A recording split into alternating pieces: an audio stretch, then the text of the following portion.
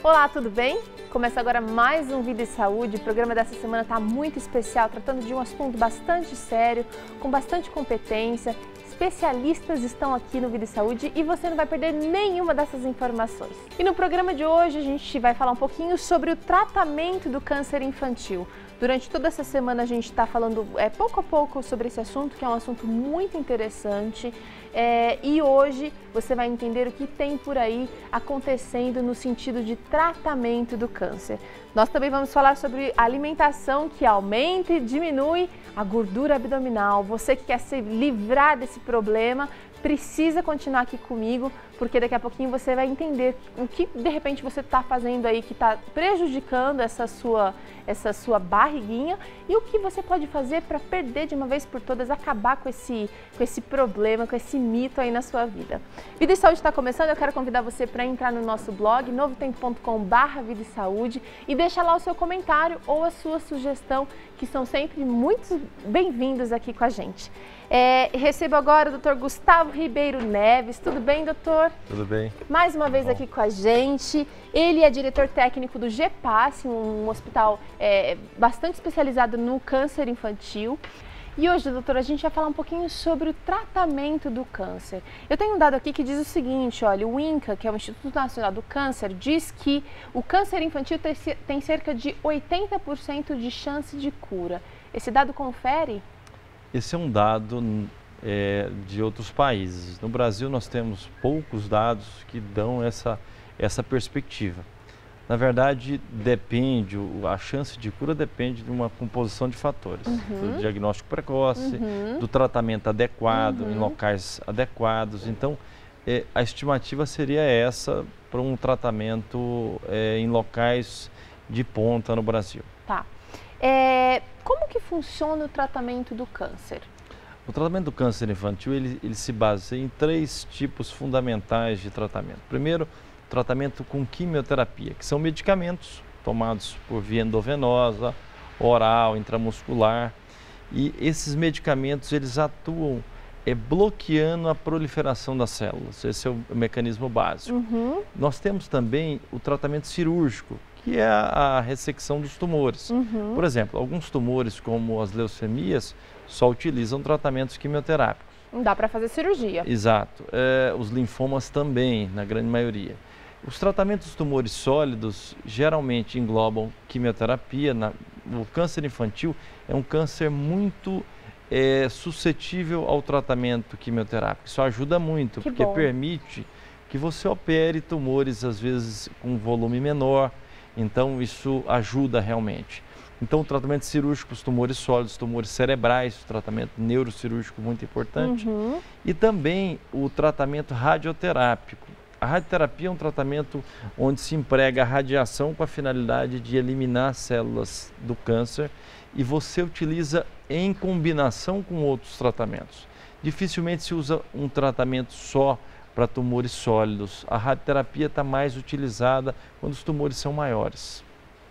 Então, eu estou percebendo que é o seguinte, a quimioterapia ela tenta bloquear o crescimento, Exato. Enquanto que a cirurgia ela vai tentar retirar esse tumor, remover esse tumor. E a radioterapia também mata a célula. A radioterapia atua como a quimioterapia nas células cancerosas, né? Alterando o seu DNA e levando elas à morte. Então, tanto a radioterapia como a quimioterapia teriam efeitos no final semelhantes, mas por vias diferentes.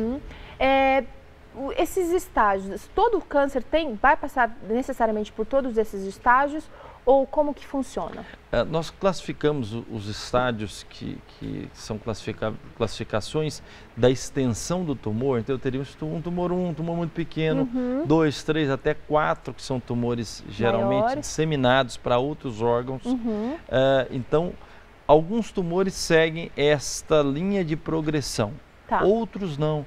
Nós temos tumores na infância que às vezes eles são tumores pequenos, mas já se disseminam. Entendi. Então, eles não seguem exatamente essa... Cada caso é um caso, então. Exato, cada caso é um caso. Doutor, e no caso dos efeitos colaterais, eu queria que você fizesse uma comparação do tratamento no adulto da criança e do adolescente, é sempre a mesma coisa, sempre enjoo, sempre o enfraquecimento muitas vezes, como que funciona? É muito importante essa sua pergunta porque existe um mito do tratamento do câncer de alguns anos, que os efeitos colaterais eram muito importantes, especialmente os efeitos agudos de náusea, vômito. Então hoje nós temos uma série de medicamentos de suporte que ajuda a reduzir isso. Então realmente é diferente. Tratar criança com câncer tem sempre que pensar que, com perspectiva de cura muito grande, alguns medicamentos dão toxicidades a longo prazo. Então, nós precisamos realmente preparar e fazer um tratamento onde hoje a ideia não é a cura a qualquer custo. A cura, mas sempre pensando que esse indivíduo vai ser um curado e ele precisa ter, exatamente, ter saúde, né, posteriormente. Agora, por que você acha que isso aconteceu? Será que os remédios são diferentes? Você acredita só na mudança dos medicamentos? Ou, como a gente tratou aqui durante essa semana já, por exemplo, a saúde bucal é uma área que tá ajudando muito também no processo todo. O que você acha que ou é a combinação, sei lá, dos medicamentos novos com essa equipe toda apoiando e caminhando, multidisciplinar, né? É um conjunto de ações. O câncer, ele tem essa peculiaridade. Então, as drogas vieram se desenvolvendo, mas não só as drogas. Nós aprendemos a combinar as drogas, outros profissionais entraram na assistência, odontólogos, médicos de várias especialidades. Então, esse conjunto permite nutricionista, vários profissionais que atuando junto consegue dar para o paciente uma maior chance de cura com mais qualidade. Doutor, a gente está falando agora, a gente falou um pouquinho aqui da diferença dos efeitos colaterais, mas eu queria saber assim, do tratamento. É diferente tratar uma criança de um adolescente, por exemplo? O impacto para a família, o impacto emocional. Talvez a criança não sinta tanto impacto. Ela vai sentir, quem sabe, o impacto do tratamento, mas talvez não tenha noção real do tamanho da dificuldade que a família toda vai enfrentar. Exatamente. Tratar uma criança é bem diferente de tratar um adolescente. A criança, ela consegue superar com mais facilidade os efeitos colaterais. O organismo da criança já é um organismo que permite que você utilize medicamentos mais fortes e ele consiga se recuperar de toda essa agressão que a gente faz no intuito de tratar o câncer. Então, a ideia de que as crianças são mais fracas, mais frágeis, na verdade, ela é uma ideia errônea. Exatamente. Elas, na verdade, são mais resistentes. Elas respondem melhor. Elas respondem melhor, são mais resistentes ao tratamento. Então, isso é um ponto muito positivo. Por favor. O adolescente, ele tem uma característica peculiar. As doenças do adolescente são um pouco diferentes das doenças das crianças. E os adolescentes, eles têm, têm muita dificuldade, tanto para fazer um diagnóstico. Eles geralmente é uma fase onde eles já não estão sob o olhar direto dos pais, e eles também é uma fase onde você tem uma série de eventos vindo da própria adolescência e que isso das impacta. Das mudanças mesmo, Exato. Naturais, né? Então, um adolescente que está ali começando a sua vida estudantil, tem seus amigos, ele passa a ter um outro problema, que isso para.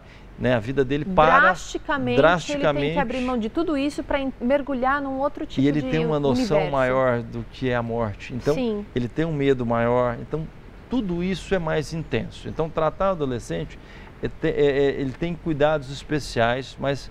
Muitas vezes você acha que o adolescente ele precisa estar sozinho com o médico para de repente se abrir mais... do que estar junto com os pais, por exemplo, você sente essa diferença? Existem conflitos que nessa fase emergem, né? Então é importante. E é importante que ele seja convencido do tratamento, porque a criança ela é levada. Tá. Mas o adolescente, ele tem que ser encarado como um sujeito, como um indivíduo adulto, que você tem que explicar para eles o que vai acontecer, quais são as perspectivas, para ele aderir ao tratamento.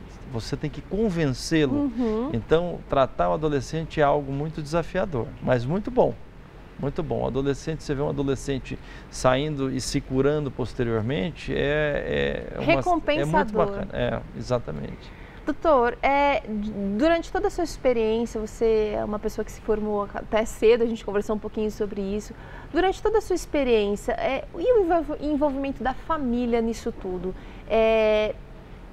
Como é que você vê assim de uma maneira positiva e como você vê também assim, olha, em alguns casos foi negativo? É muito interessante como as famílias têm dois grandes comportamentos assim. Algumas se desestruturam durante esse período, então é importante que também os centros consigam dar um suporte social, psicológico para essas famílias. Então é um momento onde algumas famílias, as mães passam a dedicar sua atenção a só um filho, os outros acabam ficando de lado. Nem sempre você tem uma estrutura familiar muito boa. Às vezes já é uma família desgastada, desestruturada, né? E isso aconteceu. Então é muito importante nesse momento fazer isso. E tem famílias que conseguem nesse momento se unir e ajudar. A família é o principal suporte do paciente com câncer. Sem a família, tudo fica mais difícil. A família, então, o suporte da família, então, é fundamental. Inclusive, tem famílias que acabam mudando a vida, a rotina da família, se mudam. Por exemplo, eu não sei se você tem algum caso lá no GEPASSE, de algumas famílias que se mudaram lá para Sorocaba para ficar mais perto, para facilitar o tratamento daquela criança ou daquele adolescente. Isso ocorre para nós somos um centro regional, então nós temos pacientes que vêm até 400 quilômetros de distância, a maioria da região.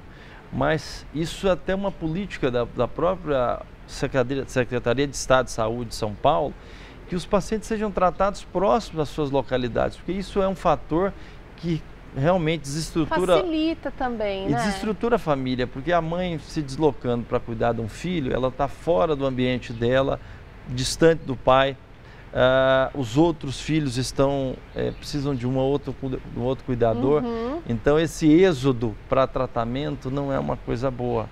Então, de fato, é muito melhor tratar próximo à sua residência. As crianças, elas conseguem ver um tratamento, elas conseguem... Como é que é feito o lidar com a criança que já foi diagnosticada? Vocês acabam expondo alguma coisa para eles?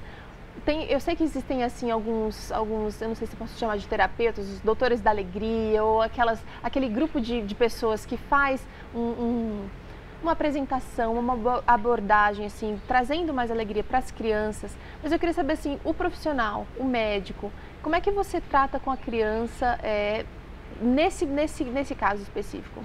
Com a criança a gente tenta dar informações, mas são informações mais lúdicas. Eu acho que nem sempre é interessante falar sobre prognóstico. É importante saber, existe uma doença, existe uma situação.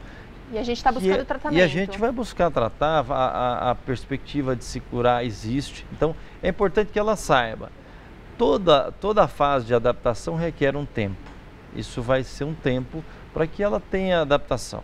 Em relação ao adolescente é diferente. Então, num primeiro momento, você tem uma série de situações como revolta, como até negativa inicial ao tratamento.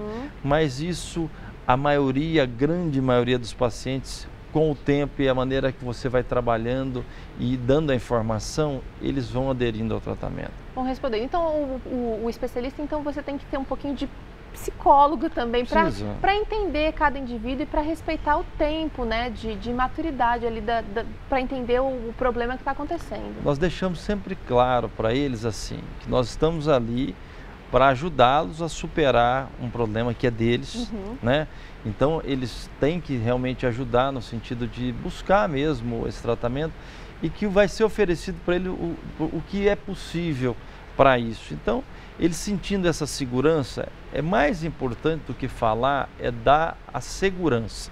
Então, quando eles se sentem seguros, olha, nós estamos aqui para te ajudar a passar por essa fase.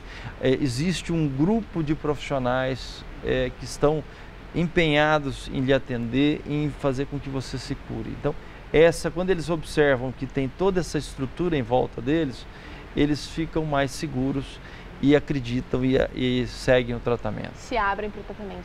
Doutor Gustavo, muito obrigada pela sua participação aqui no Vida Saúde. Você sabe que pode voltar mais vezes aqui. Muito obrigado. Nós vamos para um rápido intervalo. Na volta tem aqui alimentos que engordam ou emagrecem, principalmente nessa área aqui da região abdominal. Todo mundo está interessado e a gente volta em um minuto.